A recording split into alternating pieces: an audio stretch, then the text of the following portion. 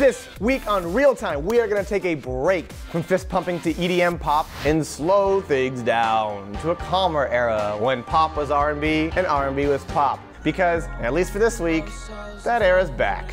Listen up. To the first person bringing this era back, I just want to say, we've missed you much. Janet Jackson dropped her new single, No Sleep, on Monday. That's right, there are 3 E's, you read that correctly. It's the first single from her upcoming studio album, her first in over 6 years, since 2008's Discipline. No Sleep.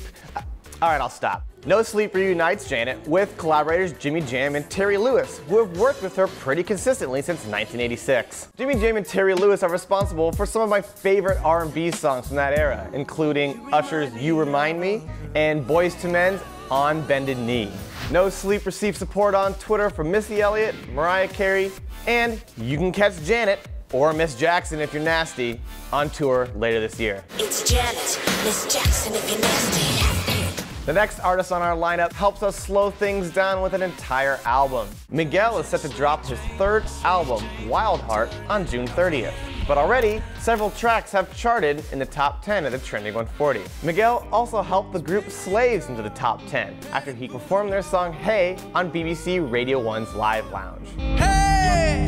Last, a new documentary on Netflix brings us 2 new songs from Miss Lauryn Hill. The doc, called What Happened, Miss Simone, is about the life of Nina Simone. And the 2 tracks, Feeling Good and I've Got Life, both hit the top of the Trending 140.